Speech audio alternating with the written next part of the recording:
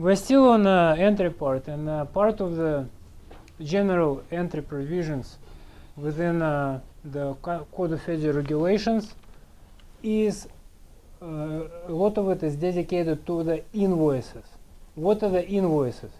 Invoice is a commercial instrument, a document, which states, I buy this from you at this price, and this is from so-and-so, and here are the terms signed. Basically, that's what it says. And here is a breakdown of material components, etc., etc. Because we deal with world of customs, a lot of the devil is in the details here. This means that depending on the merchandise, the invoice requirements may vary. So basically, we start with the invoice for each shipment. What is a shipment? Sunny, what's a shipment? We covered the notion of shipment. What is it? Recall, it's more like a quantity of goods shipped by usually by one carrier, by one conveyance to one party, right? Usually around the same time, right? We discussed this when we talked about the split shipments.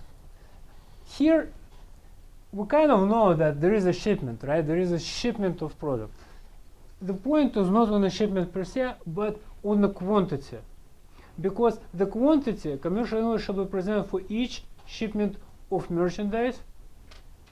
So, if you have split shipment, recall our discussion of split shipment, or let's say it was a large and assembled, disassembled merchandise.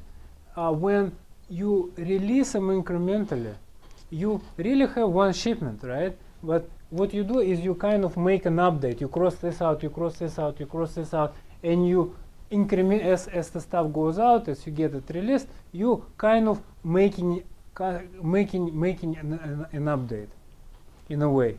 So, but the point is that you're generally speaking, those are more like an exceptions. But generally speaking, each shipment must have commercial invoice. So how do you fill out the invoice? What is it like? Can it be in the form of, I don't know, can I have a bunch of pictures in the background? Can I have a company logo? How can I have picture of Arnold Schwarzenegger in the middle saying, I'll be back? And then there is on his forehead, they'll do that. So if it's customary in trade, let's say you are in the entertainment business and you work for Arnold Schwarzenegger and he wants to promote himself.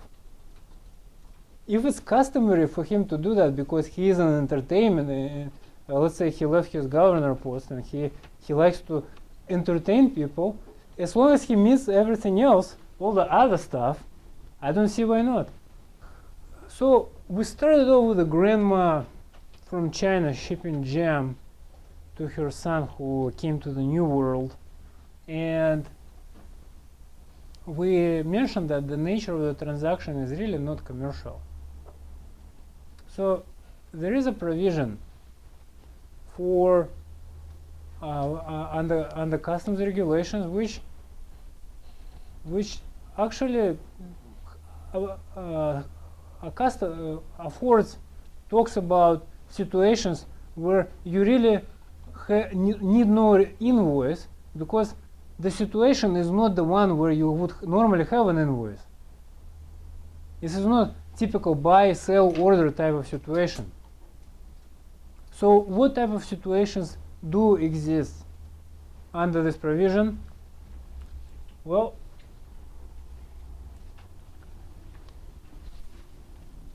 I will list them here. And the list says merchandise not intended for sale or commercial use. So let's say I want to put it on display. Or let's say I'm bringing a hunting rifle. I'm going to hunt it. It's not for sale. It's not for commercial. It's for my personal use. In one shipment, you may have more than one type of merchandise. you may be shipping various items. If you have various items in one shipment, you may have more than one invoice. That's totally. You may have almost as many as you want, provided you have limitations on size. Like you have 5 containers, there's only so much you can fit in those 5 containers. But provided you have 5 containers, you fill them up, and you have toys, computers, and ice cream. You can declare them on one entry. Then you have breakdown of the component materials. So if your merchandise, such as hangers, or in this example it will be ladders, depends on the material, you usually have some kind of rules worked out. So in the textiles, if my David, my shirt that I'm wearing right now is 50% cotton, 50% polyester. Which one would I classify? How would I classify the shirt? As an article of polyester, as a polyester shirt, or cotton shirt?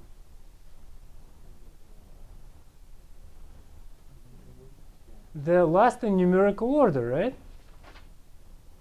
Because they're equal. Now, my